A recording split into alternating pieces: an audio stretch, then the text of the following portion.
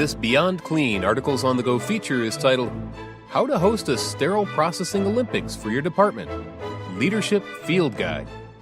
Written by Hank Balch, founder and president of Beyond Clean.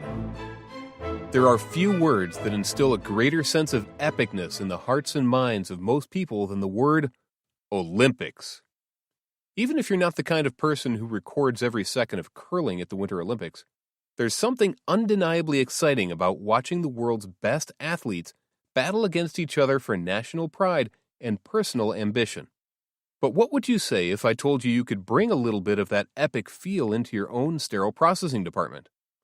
All the tradition, all the excitement, all the pursuit of personal excellence huddled over a major vascular tray. Not only is it possible, but you may find that it becomes your department's favorite annual event. Let's take a look at what you'll need to make it happen and make it happen successfully. The pregame. We can start with answering the question of why. SPD Olympics can do a host of things for your team. Increase morale, improve inter-shift relationships, recognize high performers, form a baseline for department competencies, provide a healthy outlet for competitive spirits, and just be plain fun. Your facility HR department would probably love to hear that you're putting on an event to help with employee retention and competency levels. It's really a win-win for everyone involved. But just like with any large event, it's like an iceberg. You only see 1/10 of the picture on event day. The other 90% happens in the pregame planning. And planning it will take. Depending on the size of your department, how many support leaders, supervisors, lead techs, you will employ to help coordinate the events, and how many days you want to budget, you will most likely want to start small the first year, then build the events up with each subsequent year. Okay, enough intro. What do you need to do before you roll this out? Decide on the event lineup. Each of your events need to be simple, reproducible, and measurable. Keep in mind that any time spent in these events will be multiplied across your entire staff, so one 2-minute event can add up to an hour very quickly. Events that can be done simultaneously can help keep the total time investment lower if you're able to coordinate it properly. We found that a good combination of tests, timed events, and quality events keeps this from being a big issue.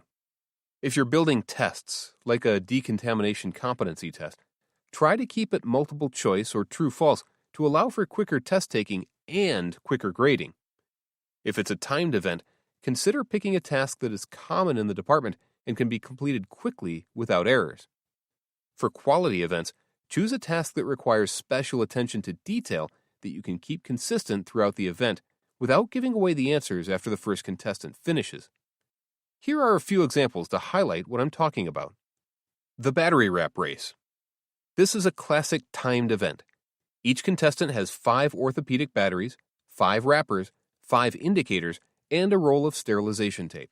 Time starts when the contestant begins the first wrap and stops when the tape is applied to the last battery. To qualify, each battery must have an indicator placed inside and be wrapped in a manner that it could be transported to the OR. Simple, measurable, repeatable, and loads of fun for your team.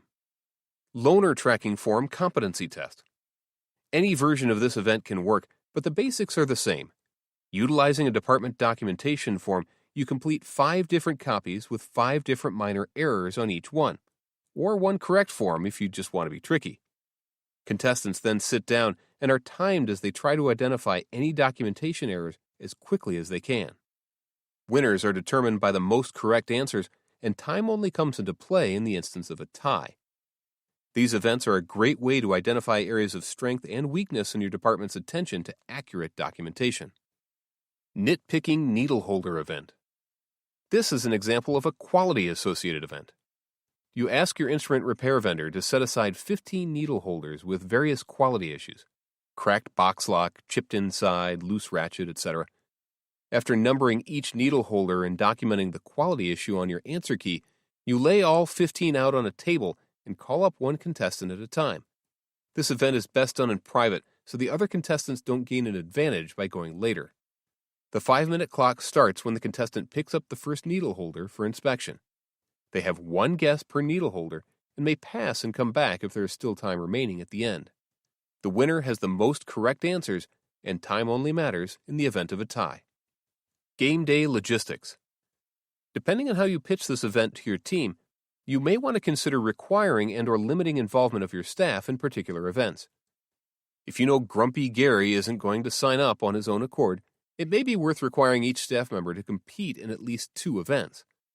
But if you know Eager Edgar would sign up for all 10 events just to get out of decontam, it'd be wise to limit maximum event sign-up to 4 or 5 events. I would encourage you to post the event sign-ups a few weeks out to begin building the anticipation. To ensure there is adequate excitement as the events begin, make sure you've been talking the Olympics up at weekly staff meetings, daily huddles, and in-department postings. Think about getting your upline leaders involved to make a special appearance at the beginning of your events. The bigger the events feel to your team, the more fun it will be for them to compete in them. As the events are completed, keep the outcomes as secret as you can to save the excitement for the closing award ceremony. And the winner is... Perhaps the most important part of an SPD Olympics is the closing award ceremony. Reserve a meeting room or auditorium outside of your department and do it upright.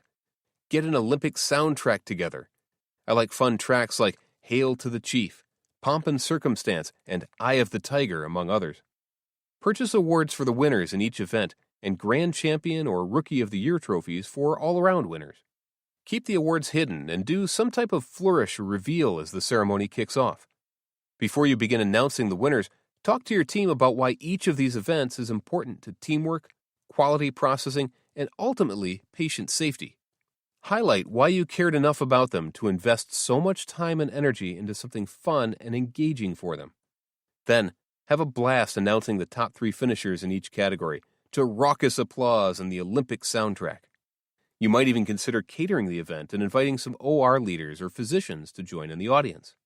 Anything to boost the importance level of what's going on. This year, we're going to invite our facility presidents to award the Grand Champion Trophy. Bottom line, have fun. The work you put into a successful Olympics will seem overwhelming once it's over, but the dividends you'll receive will be well worth it. This is a teaching, training, laughing, confidence-building event. Make sure you take time to enjoy it with your team, but you should probably leave the doves at home.